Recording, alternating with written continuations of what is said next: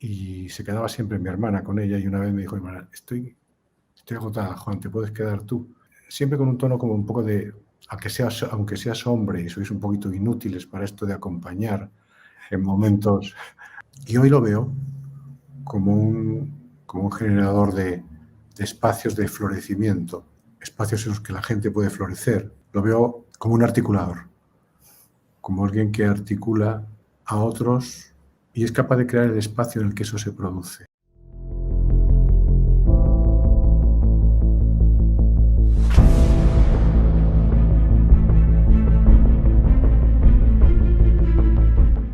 En Líderes Hablando de Liderazgo, les presento a Juan Vera.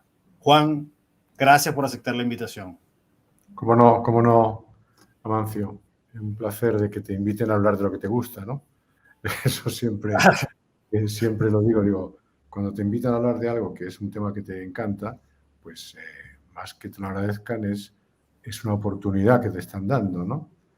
El problema suele ser encontrar ese espacio en las agendas, pero encantado de estar acá y de que rememores ese momento en la Isla Margarita tan bonita, ¿no? En la que nos encontramos en un programa y sí, algo pasó de eso, ¿no? Así que... Te lo garantizo que así fue. Querido Juan, esta conversación comienza con una pregunta que te dejó la invitada anterior, en este caso fue Maru García Marín, quien muy abiertamente te pregunta así: ¿una experiencia que te marcó a fuego es? Una experiencia que me marcó a fuego. La única vez que yo me quedé en un hospital con mi madre, yo ya estaba viviendo en Chile y mi madre estaba muy enferma ya, estaba en un hospital y se quedaba siempre mi hermana con ella, y una vez me dijo: hermana, estoy agotada, Juan, ¿te puedes quedar tú? Siempre con un tono como un poco de, aunque seas hombre y sois un poquito inútiles para esto de acompañar en momentos así como de que lo que te hace falta es un enfermero o una enfermera. Y dije que sí. Y me quedé toda la noche leyendo. No pude dormir, me quedé leyendo un libro y mi madre ya estaba agonizando. Yo me acuerdo que me acerqué y empecé a acariciar su frente, diciéndole que soltara, que había hecho tantas cosas hermosas, que había tenido mucho sentido su vida, ¿no? Y yo la veía sufrir, ¿no? Y decía, suelta, y acaricié su frente. Me di cuenta, por ejemplo, que era difícil encontrar una frente tan tersa en una mujer de 82 años, tenía algo así. Mi madre murió. En cuanto llegó mi hermana y le conté todo esto, digo, creo que mamá está muriendo, que no va a pasar. Y yo creo que fue esa sensación de escuchar la voz de sus dos hijos y, hablando de eso, dejó de respirar. ¿Por qué fue tan marcador? Porque de alguna forma me di cuenta de que era bastante anómalo que yo me hubiera quedado por las costumbres familiares, y lo viví como una oportunidad que me hizo pensar de otra forma en el acompañamiento. Una vivencia muy personal que tiene que ver con lo que hoy pienso yo del liderazgo, que es a lo que me convocas, ¿no? Me acabo de dar cuenta de eso en este momento, porque como no tenía idea de la pregunta, pero ese momento ha sido más marcador con el tiempo posterior, cuando yo como que las cosas las vivo varias veces, les doy vueltas, y en cada una de estas vueltas ha sido siempre curioso encontrarle otra perspectiva de cómo verla.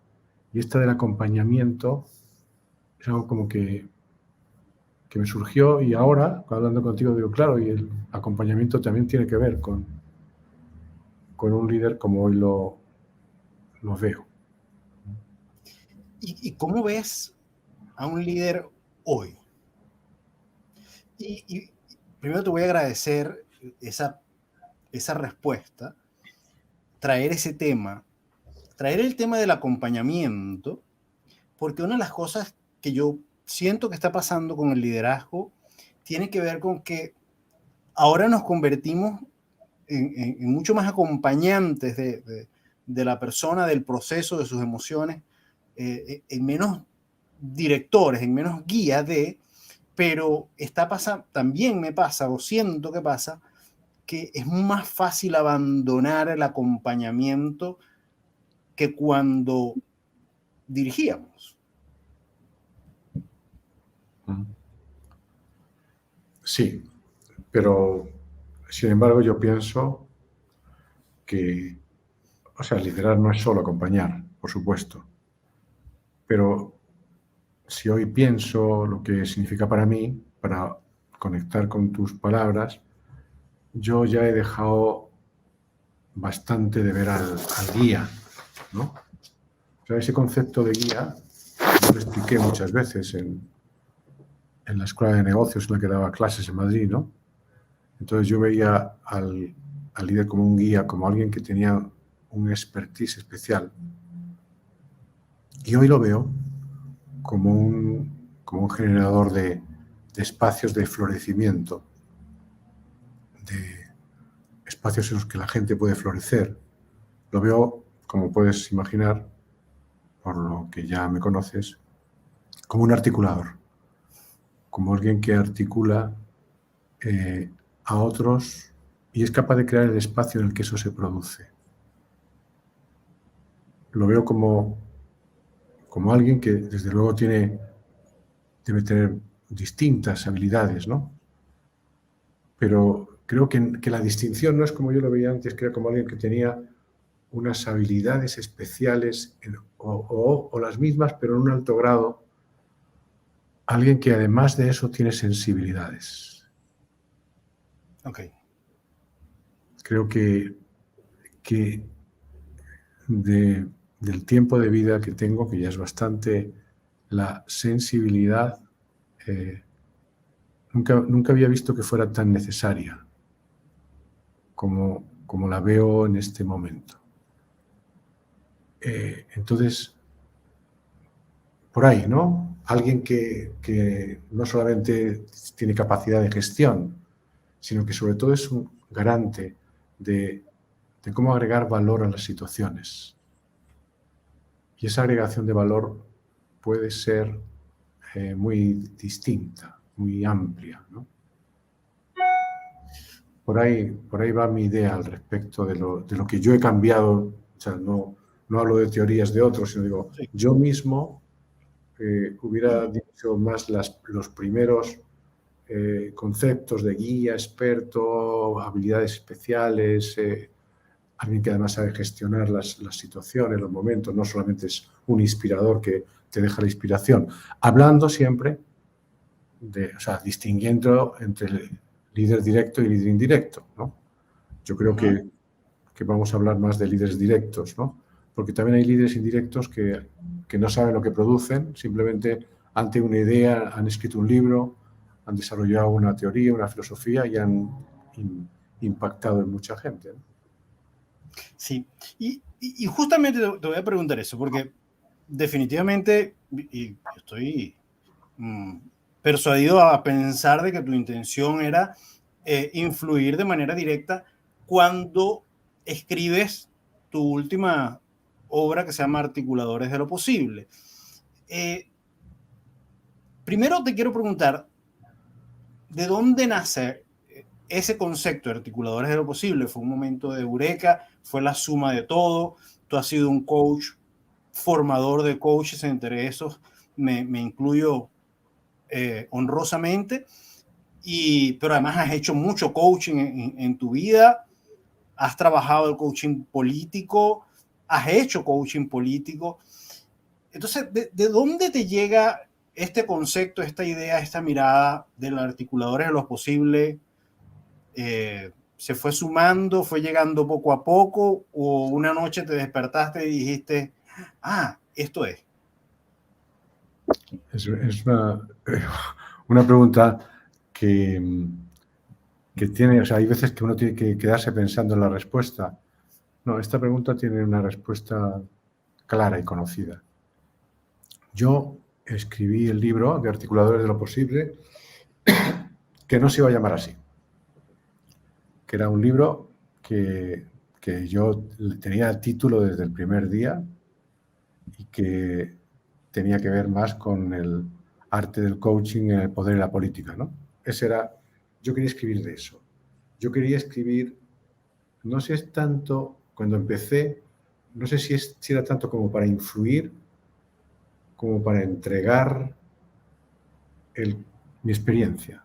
Yo decía, yo llevaba 25 años de haber hecho coaching a políticos, a gente con altos niveles de poder, en países diversos, ¿no? Desde el tuyo hasta el mío, hasta Chile, México, Argentina. Y decía, yo creo que tengo ya que empezar a pensar en un legado.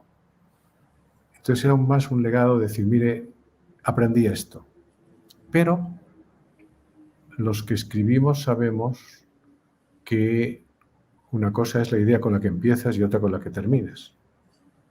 Y que es verdad eso que a mí al principio me parecía que lo decían algunos novelistas, de que la obra fue tomando cuerpo y me sonaba un poco como un discurso de ficción que era también una ficción, ¿no?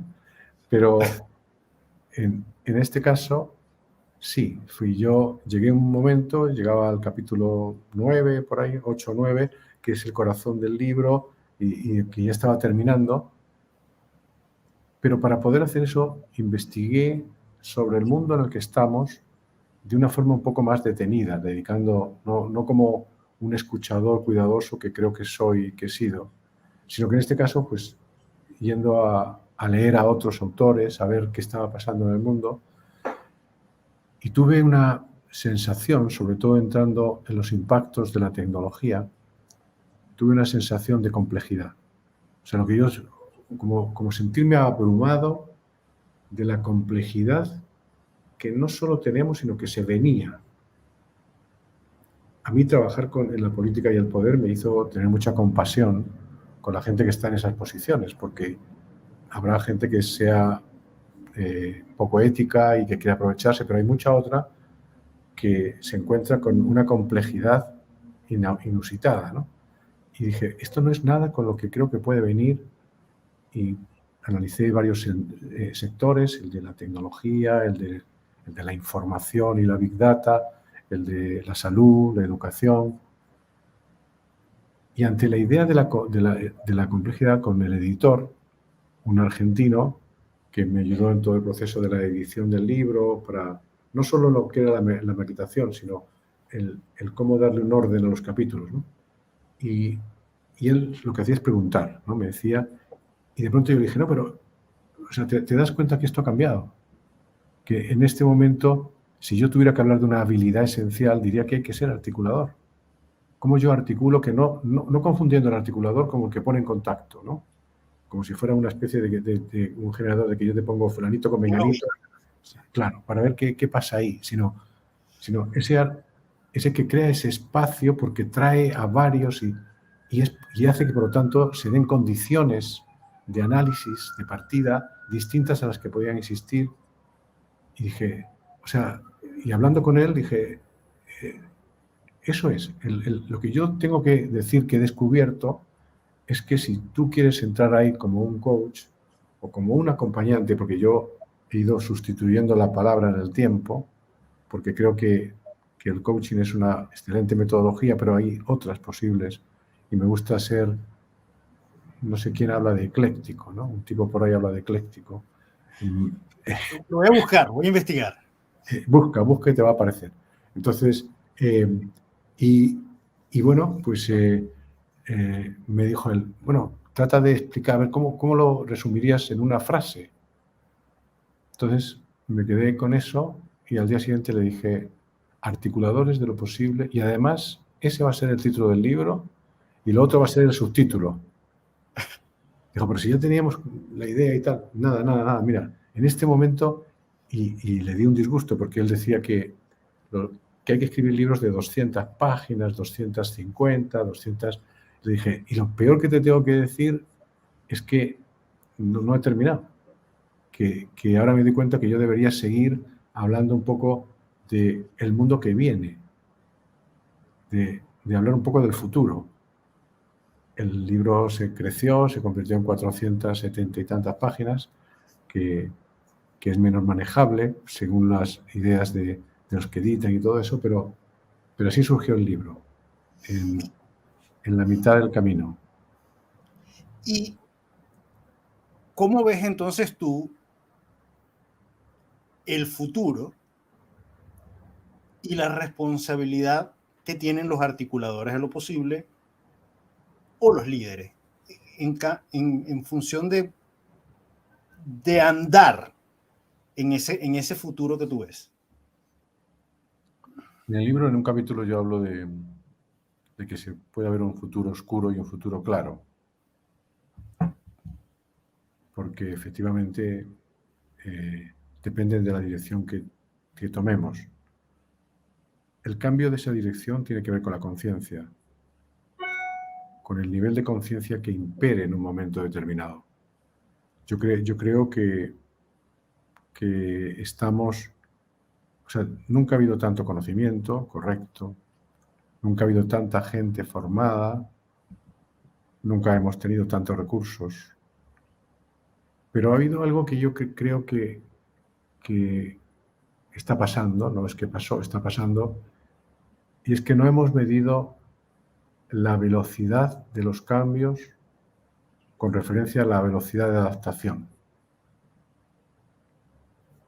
Es decir, yo creo que el ser humano ha ido aumentando, mejorando su capacidad de adaptación a entornos que han sido crecientemente más complejos, pero se ha ido produciendo como momentos en los que se iba produciendo esto porque la velocidad de todo lo nuevo que venía pues tenía un tiempo que permitía como que nos hiciéramos cargo de ello. Y lo que siento es que estamos en ese instante en el que pudiéramos no ser capaces de cumplir con esa velocidad, y eso supone algo grave, y es que en un momento determinado pues podemos ser de alguna forma funcionales a un plan que no es nuestro, ¿no? Un libro que recomiendo, a pesar de que es mucho más de muchas más páginas que el mío, es la era del capitalismo de la vigilancia, de Shoshana Zuboff, y ella hace una investigación tremenda, pero a la vez dramática, porque te hace ver que en este momento nosotros no somos el cliente, somos la materia prima. Somos la materia prima porque ni siquiera es cuando tú dices, bueno, estás siendo alguien que ayuda a perfilarte para que te den cosas a ti, lo cual les pasa, es cierto, sino que además somos la materia prima para entender cómo se producen cambios conductuales que los algoritmos van a ir desarrollando. Entonces hay un instante ahí que yo siento que hace falta un liderazgo que esté más basado en retomar un nivel de conciencia que nos pueda llevar a generar nuevas reglas. O sea, a mí me parece, y eso lo he dicho en otros foros, Amancio, me parece increíble que las constituciones del mundo todavía no recojan esto, que pocas veces cuando tú hablas de las regulaciones no esté regulado esto, y que la Big Data esté en las manos de un grupo pequeño relativamente de corporaciones que tienen todo el conocimiento de lo que pensamos, lo que sentimos, hasta el punto de que Internet en este momento lo que hacemos, claro, eso ya es lo primero, ¿no? Hasta el hecho de que hoy Internet, que es el que tiene como la sospecha de que nos vigila, es una pequeña parte, o sea, son las cosas que nos rodean. O sea, yo cada vez que me meto en mi auto y pongo el teléfono y dice descargando, entonces me doy cuenta que en el auto se está descargando toda mi información y que el auto no la lee, o sea, la lee en otro lugar. Claro. Entonces tú dices, estamos en un momento de una gran complejidad y creo que el desajuste es ese, no es de velocidades. ¿Cómo podríamos hacer? ¿Qué conversaciones requerimos? Y es que creo que son las de mayor liderazgo en este instante. ¿Qué conversaciones generamos para establecer cuáles son las reglas éticas con las que nos vamos a mover? Y seguramente eso requiere una conciencia que todavía no tenemos y que cuando pasan cosas como las que estamos viviendo en estas últimas semanas, por ejemplo, la guerra de Ucrania, pues te hace pensar que no solo no la tenemos, sino que pareciera que estamos bastante lejos del color que debería tener esa conciencia en esa gráfica de colores con las que algunos autores trabajan el tema, ¿no? Viste en un tema que me tiene pensando hace días, de hecho lo conversé con Eduardo Rommel, quien tú bien conoces. Y decíamos, el mundo está raro, está extraño, están pasando muchas cosas a la vez juntas que van en todas las tonalidades. Y bueno, y tú lo has dicho, desde la guerra de Ucrania podemos ir hasta la constitución paritaria que se está redactando en Chile, país donde estamos tú y yo en este momento, ¿no? Y entonces un presidente que no ha sumado todavía 60 días, tiene el país patas para arriba, para decirlo en términos criollos. Su liderazgo se ha venido a menos como en cualquier otro, pero siguen pasando cosas en todos los entornos. Estados Unidos coquetea con Venezuela y tú dices, ¿y qué pasó aquí? ¿Dónde me perdí el cuento que no lo entendí? En términos de la negociación con el petróleo. Y estoy hablando de los niveles de poder sin meternos un poquito más abajo, ¿no? Y la pregunta que yo me hacía era, ¿cómo hacer? ¿Qué tendría que pasar? ¿Qué tendríamos que hacer para elevar el nivel de conciencia más rápido? Es decir, para que esto se acelere el nivel de conciencia, porque todo esto que nos está pasando como sociedad y como mundo, yo estoy de acuerdo contigo y coincido contigo que tiene que ver con una escasez de un nivel de conciencia, por lo menos, que esté ligado a valores como el amor al otro, por lo menos, ¿ok? Pero es que pasan muchas cosas a la vez.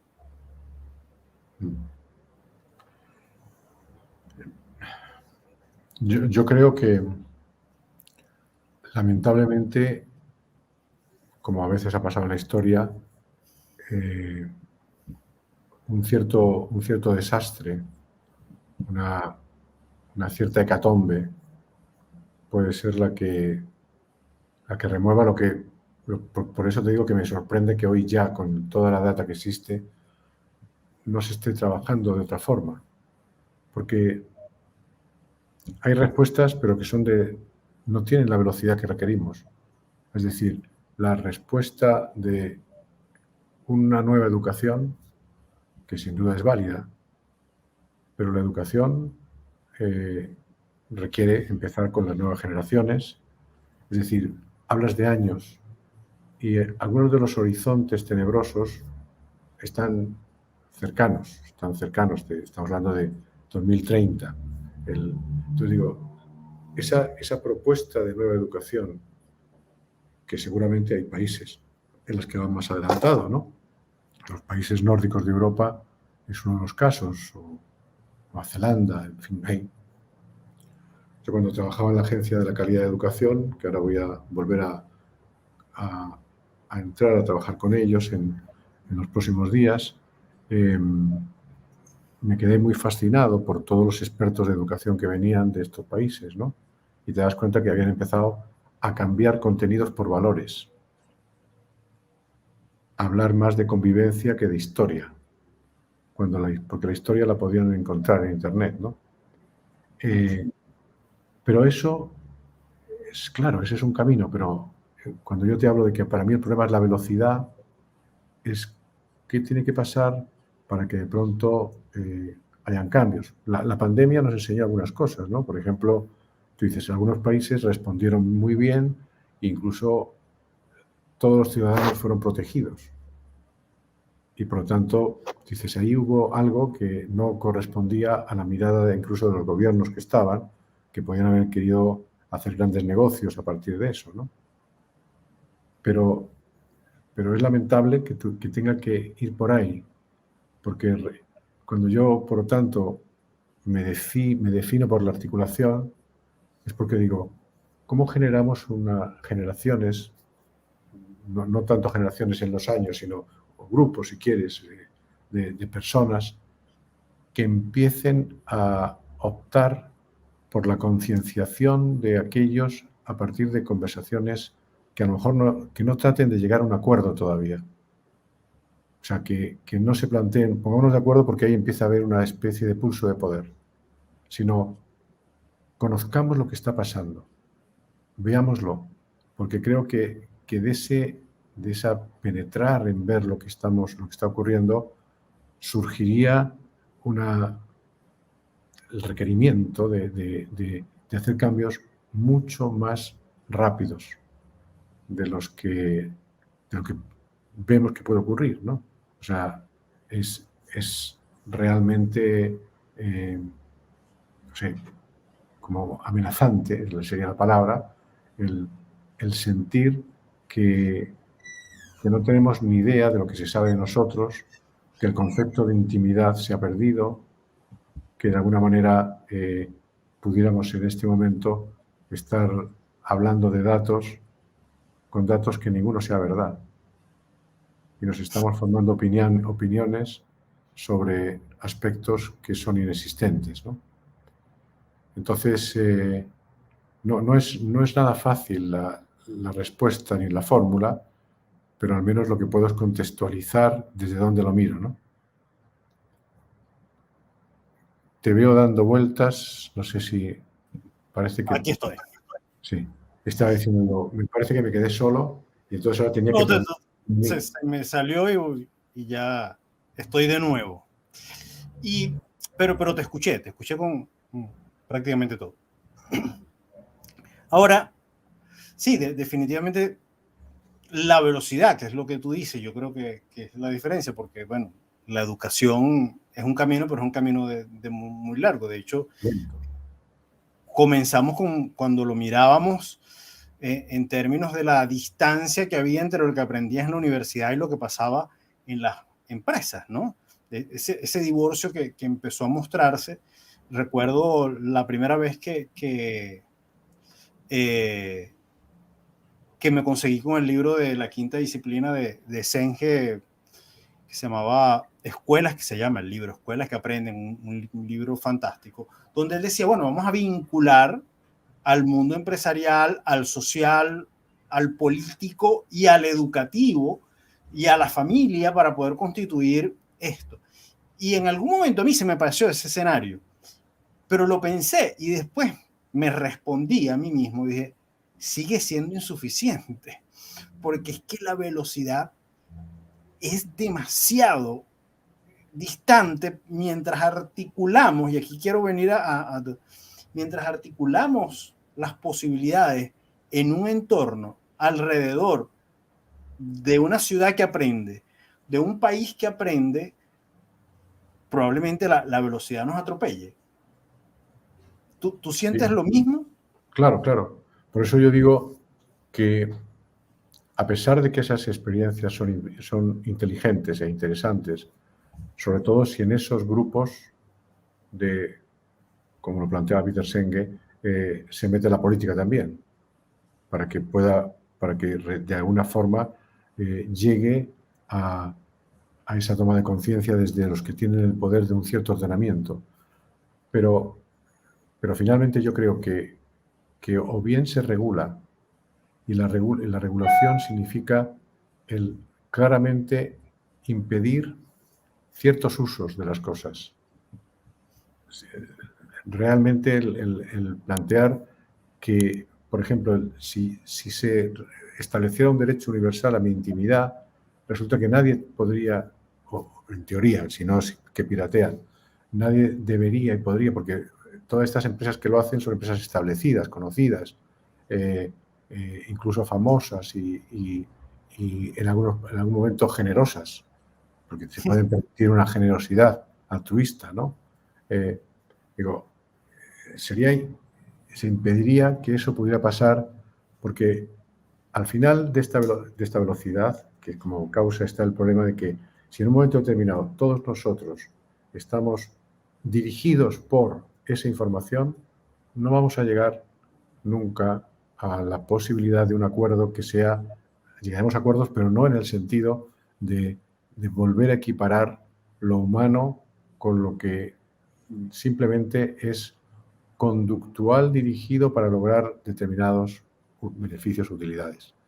Entonces digo, eso que un filósofo inglés, no me acuerdo el nombre ahora, pero lo escuché hace como 4 o 5 años, llamaba a sus colegas y decía, tenemos que levantar la voz para establecer algo muy impopular, que es que se pare el progreso, entendiendo no tanto el progreso como lo concebimos, de ir mejorando, etcétera, sino que ciertas aplicaciones de posibles capacidades no las hagamos hasta que realmente la humanidad no pueda absorberlas. Porque en el fondo es como si dijéramos, nosotros somos un cauce de un caudal que supera nuestra capacidad de encauzamiento. Y cuando se supera nuestra capacidad de encauzamiento, entonces, efectivamente, nuestro rol ha dejado de existir como tal, porque no encauzamos nada.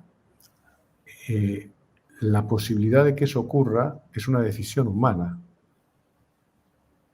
Y por lo tanto, digo, es algo que yo todavía no elimino porque soy esperanzado, ¿no? O sea, no soy una persona que a pesar de que vea esto, mantengo la esperanza de que no permitiremos que nos veamos realmente pues sojuzgados por algo en lo que ya somos incapaces de manejar. Sí, y fíjate que ahí yo tengo probablemente una sospecha más en términos de cosas que pueden pasar, y tiene que ver con que el hecho de que vamos tan rápido y si no nos detenemos, usando el concepto de detenemos el progreso, corremos el riesgo de que se nos escapen cosas de la vivencia, del poder vivir, del poder aprender cosas realmente bien que pudieron haber sido significativas para la humanidad. En este momento se me ocurre la famosa imagen esta de la película, que es una sátira con Adam Sandler, que se llama Click. No sé si la llegaste a ver. Esta es una película donde Adam Sandler consigue un control remoto donde le permite pasar la vida más rápido. Entonces, cuando llegaba a la cena de su casa, él la agarraba y pasaba la cena rápido porque lo que quería era trabajar. Y adelantaba el tráfico, y adelantaba las vacaciones, adelantaba el cumpleaños de los hijos. Y luego se da cuenta que se perdió el vivir lo más importante, le da un infarto, pasa toda esta serie de cosas, ¿no? En clave de humor y sátira como suele ser las películas de Adam Sandler. Y yo digo, estamos teniendo un riesgo probablemente tenemos muchos el control remoto y se nos están pasando cosas en la vida por esta necesidad de cambiar tan rápidamente, ir a esta velocidad, llegar a esto, y le pasa a los líderes empresariales.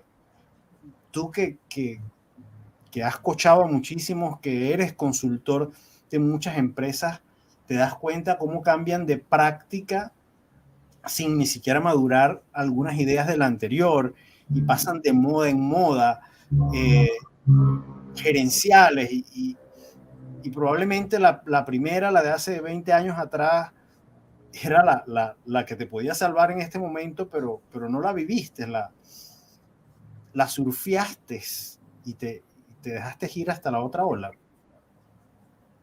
¿Te hace sentido esto?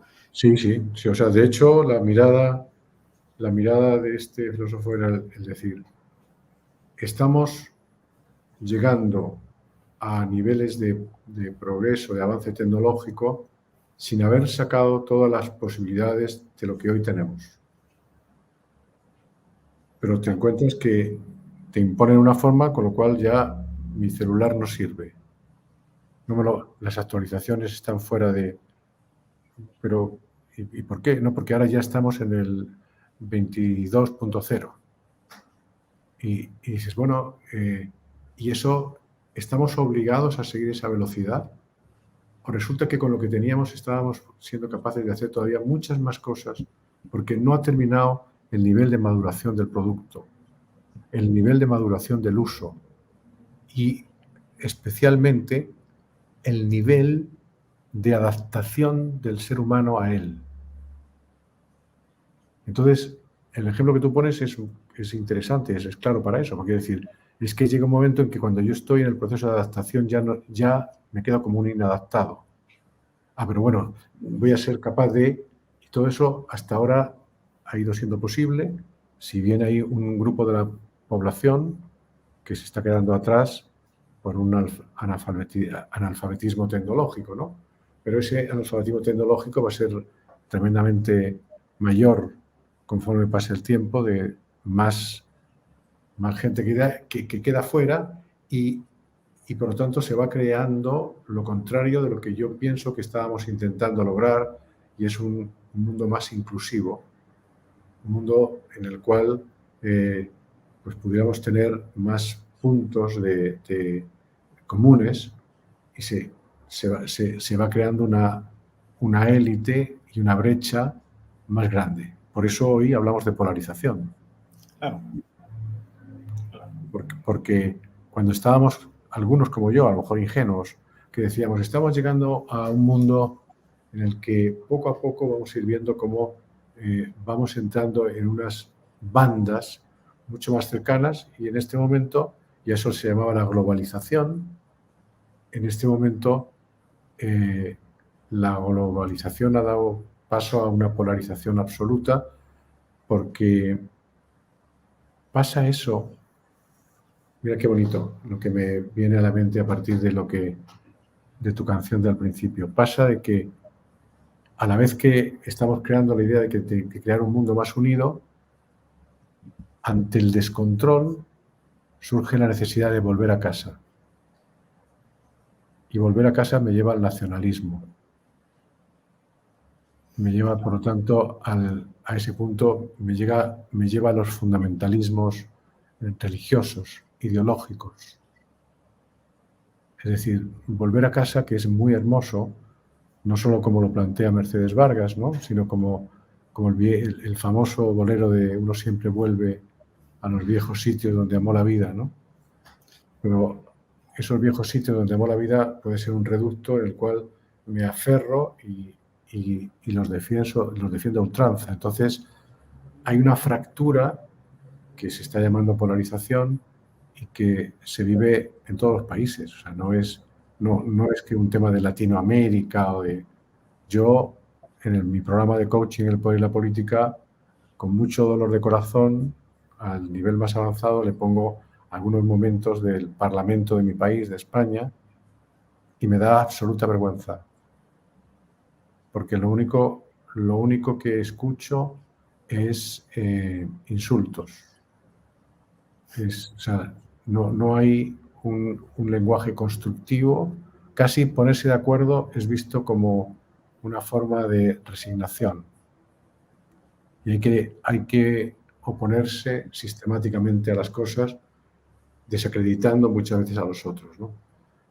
Entonces hay una tarea, lo único que podría decir es que si por un momento volviera algún chip de cuando estaba construyendo alguna empresa, diría, hay mucho mercado para acompañar, hay mucho mercado para poder sentar a la mesa a nuevas conversaciones si es que somos capaces de saber orientar y de plantear los temas que en este momento son centrales, ¿no?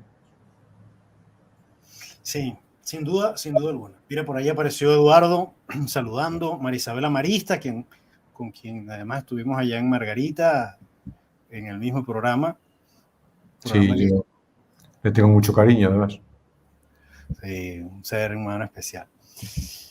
Juan, llegó el momento de la pregunta del $1.000.000.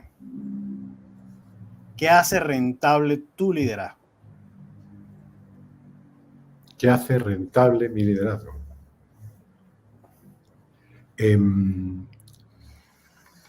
Primero, yo tendría que decir, pongámonos de acuerdo en qué es rentabilidad. Porque no es como una pregunta que yo dijera, si la rentabilidad es la económica, no es el momento de mi vida en que se me interese. Digo, en este momento creo que tengo parte de mi vida resuelta. Entonces, si se trata de esa rentabilidad, en el sentido de que agregue valor y me devuelva valor, entendido ese valor, por ejemplo, lo que más me interesa en este momento es que haya más personas que se interesen por algunos temas en los que yo estoy trabajando y me parecen centrales, ¿no? Digo, lo que hace rentable mi liderazgo es, por una parte, creo que el estar preocupado permanentemente por seguir entendiendo con la mayor humildad que pueda lo que pasa a mi alrededor, eso desde lo que lo hace rentable desde mí, y lo que lo hace rentable es cuando más personas empiezan a acercarse a que los distintos no son opuestos, a que las personas que nos pueden parecer absolutamente contrarias, si conociéramos su historia, es probable que nos diéramos cuenta de muchas cosas, ¿no? Así es. Juan, quiero meter un tema que a mí me ha generado algunas reflexiones en los últimos meses. Producto de una invitación. Hace como un año me invitaron un partido político de Chile a dictarles una conferencia sobre liderazgo ecléctico. Y hace poco, un gremio me pidió que les dictara una conferencia de liderazgo. Y a mí se me encendió allí la pregunta. Los gremios, y que tú lo sabes, que liderar un gremio, pero además gestionar los gremios es tan complejo, porque son casi que un voluntariado obligado. En este mundo, por supuesto que se han venido a menos, en la gran mayoría se han reducido. ¿Cómo es el nuevo liderazgo para los gremios? ¿Qué tendrían que hacer los gremios para reflorecer, para revivir, para reencuadrarse en este mundo de hoy? Algo parecido a los partidos políticos, porque los partidos políticos son las instituciones más devaluadas, o sea, estarían dentro del 10% inferior en cualquier análisis de casi cualquier continente que hagamos sobre valor institucional. Y yo creo que tiene que ver con que en la medida en que se ven que ocupan su posición para detentar poder más que para representar, porque una vez que lo tienen, su representación queda, por toda esta velocidad, queda como muy distante. Yo diría, yo creo que es más convertirse en movimientos. Es como son movimientos que pongan menos énfasis en las estructuras de poder y más énfasis en la apertura a las conversaciones. O sea, algo que a mucha gente no le interesa, porque muchas veces llegan a todo esto, desde luego por defender una idea, pero para ostentar una posición de poder. Entonces, el poder como ocupación hoy en día es mal visto. O sea, a no ser que se vuelva a generar una ciudadanía más ignorante, o sea, que todo esto nos lleve a través de las fake news a estar viendo un mundo de colores. Si no es así, si seguimos teniendo una idea de distancia, pues llega un momento en que el ocupar el poder, sea en la derecha, sea en la izquierda, sea en el centro, empieza a ser algo que cada vez a menos personas interesan, salvo a los que quieren estar allá. Claro, sin duda. Entonces, ¿cómo tú a un gremio le haces ver que la primera cosa que deberían hacer es poner a la ciudadanía al centro, a tratar de estar en una permanente comunicación, porque es posible que volviendo a una terminología que no es la que quiero usar ahora mismo, pero se están quedando en ofertas caducas.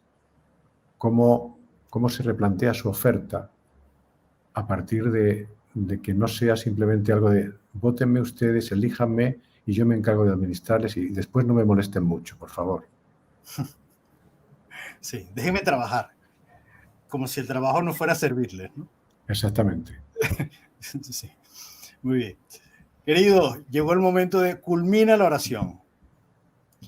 Yo te voy a dar una oración y tú la vas a culminar con una o dos palabras máximo, ¿vale? A ver, Este es un ejercicio fantástico. A mí me encanta mucho. Vamos a hacerlo. Una palabra que no debe faltar en el lenguaje del líder es... Amor. Las redes sociales son solo... Redes. La mayor virtud. Aquí tendría que poner dos palabras, ¿no? ¿Está bien? La humildad. La humanidad grita líderes capaces de... Ser humanos. Qué bueno, qué bello. Juan, llegó el momento de liderazgo, donde tú de manera anecdótica nos cuentas un momento en que serviste de líder, impactaste a uno o a muchos, o alguien te sirvió de líder e impactó tu vida de manera positiva y quieres rememorarlo y quieres compartirlo con nosotros ese momento de liderazgo. Mira, yo tenía 21 años. Me acababa de casar con la madre de mis hijos. De una forma fulgurante, ten en cuenta que con esa edad, fulgurante, me habían hecho subdirector de una empresa de servicios de informática, cuando la informática estaba en sus comienzos en España, ¿no? Yo estaba así con el pecho inflado, ¿no? O sea, esto era... Y el gerente general me dice, Juan, yo me voy a marchar a un viaje, quiero que te me sustituyas. Y yo me quedo todavía más admirado porque había gente mucho más antigua que yo, pero bueno. Y me quedo y ese hombre desaparece.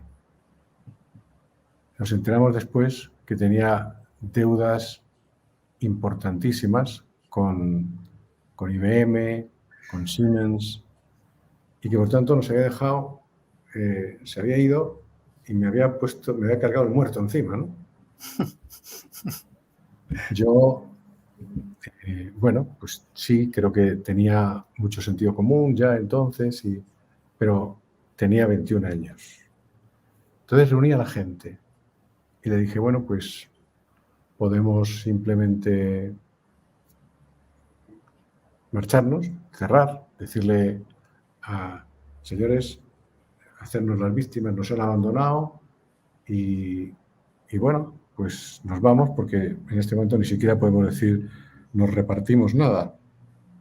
Quizá algunos clientes que alguno de los servicios podía hacer que pensáramos, yo me voy a ver si trabajo con este cliente y tal. Pero no hice eso, yo le dije, les propongo que reunamos a nuestros proveedores, les contemos lo que hemos descubierto y que nosotros estaríamos dispuestos a continuar montando una empresa distinta y nuestra única garantía es que crean que les vamos a empezar a pagar desde cero lo que nosotros estemos haciendo y que tendrán ellos que buscar a los dueños anteriores y cobrarse o algo así. La gente dijo, no, pero todos éramos muy jóvenes. El MAS era una empresa de lo que hoy se llamaría un emprendimiento, entonces no se llamaban así, y el mayor debía tener como 28, 29 años, ¿no? Me dijeron, ¿pero cómo y tal? Yo os propongo eso. Varios dijeron, sí, yo creo que probemos lo que dice Juan. Entonces, Juan, citemos y tú has tenido la idea, vete a hablar con ellos. Y fui con 2 personas más y conté la historia de verdad. Les dije cómo veíamos el mercado nosotros, qué es lo que queríamos hacer. Y Siemens nos dijo que sí. Nos dijo que sí. Montamos una empresa en un par de meses que se llamó K, Española de Informática, por la K de los 1024 bytes, ¿no? y aquello funcionó, tuvo mucho éxito, fue el comienzo de mi carrera empresarial. Luego el grupo hizo una cosa muy divertida, porque como todos éramos como muy humanistas, muy socialdemócratas todos, ¿no? Entonces, bueno, vamos a elegir puestos, ¿no? Votemos. O sea, a nadie se le ocurrió, miremos las competencias. No. Gerente general, Juan. Y yo salí con 21 años, nombrado gerente general de una empresa nueva que dio pie pues, a historia empresarial antes de venirme a Chile. Cuando lo he pensado, primero he dicho, ¿cómo se me ocurrió? O sea, ¿por qué no me amilané en ese momento? Pero yo tenía como la idea de que nosotros podíamos servir, podíamos hacer las cosas adecuadamente. Eso está por ahí en mi historia. Qué bueno, qué bella historia. Me parece además fantástico, con 21 años además, ¿no? Eso me recuerda que yo a los 21, no, mentira, ya era más, tenía 23. Llegando a Estados Unidos había conocido Internet, estoy hablando del año 93. Yo me fui a estudiar en Estados Unidos en el año 93, conozco Estados Unidos en inglés, conozco el Internet que van haciendo, nací en el 92, yo lo conozco en el 93 y cuando llego a Venezuela, bueno, llegué en teoría, y además ya era graduado en informática, estaba adelantado. Y buscamos unos proveedores de servicios en Venezuela y un socio y yo, Pablo Quiroz, montamos un evento que se llamaba Eventos Globales. Y de hecho mi primera cuenta de Hotmail, que era el único proveedor de servicio gratuito en ese momento, se llama eventglobal@hotmail.com. Esa fue mi primera cuenta de correo electrónico. Y montamos unos cursos de internet y lo llenamos 2 veces, una cosa fantástica en aquel tiempo. Pero bueno, no seguimos con la empresa, no tuvimos la visión y nos quedamos con la academia. En aquel momento ya dábamos clases en la universidad. Mira, yo quiero reportar aquí la presencia y el saludo constante que ha estado durante toda la conversación de Gustavo Egas. Y te dice además, creo que te regala una frase muy linda que dice, el servicio está en tu ADN, Juan. Sí, Gustavo, por estar presente. Es un amigo ecuatoriano que ha hecho alguno de mis cursos y es muy querido por mí. Yo le llamo tío porque él está en la masonería y como mi padre era masón, pues en algún momento determinado, cuando él supo, dice, entonces eres nuestro sobrino. Entonces, como ellos son hermanos, pues... Así que... Bueno, Juan, agradezco muchísimo este espacio, esta conversación, la valoro enormemente, sabes que te quiero muchísimo, que te admiro muchísimo, que te sigo con cariño, con respeto y admiración, que aquí siempre tienes un lugar muy especial en mi ser humano, en mi casa y en mi país, que además no solamente por mí, sino por todos los venezolanos que te queremos. Te dejo con la pantalla para que te despidas, para que le cuentes a la gente dónde estás, dónde te ubican, si quieres hacer alguna invitación a buscar el libro, la pantalla es tuya y puedes hacer con ella lo que quieras. Bueno, muchas gracias. Voy a ser breve porque en unos minutos empiezo mi programa. Bueno, a mí me pueden... Mi página web es jveragil.com, así que si quieren saber cosas de lo que hago, allí están mis artículos, un ebook que pueden todo el mundo tener a su disposición. Ahí ya pone algún dato más, @jveragil también, para que si quieren meterse en alguna de las redes que no son la página web. Y bueno, pues aparte de mi libro Articuladores de lo Posible, que creo que es un libro interesante de leer, lo dice el autor y eso suena, pero sinceramente lo creo después del tiempo. Hay cosas que escribí en literatura que yo hoy me daría vergüenza que la leyera alguien, ¿no? Pero este no. También, si alguno tiene interés en temas como yo dirijo un círculo de lectura, que es una forma de leer distinta, leer libros, pero con pauta, con lo cual las personas van enfrentándose a preguntas, aparte de lo que el libro les provoque, y también preguntas para verse a sí mismos, con lo cual es una especie de auto-coaching a través de un libro, o si alguno quiere meterse en esto de articular, pues dirijo un curso que tiene que ver con aprender la habilidad de articular en esta forma que hemos estado hablando acá. Estaré encantado de que a través de estos datos que les doy, en la página web pueden entrar y ahí hay la posibilidad de que lleguen a cualquiera de estos productos. www.jveragil.com. Y muchas gracias, Amancio, por tu invitación, de verdad. Sé que ese cariño es mutuo y que es verdad que en Venezuela y yo tenemos un amor secreto. Está bien. Un abrazo grande. Otro para ti.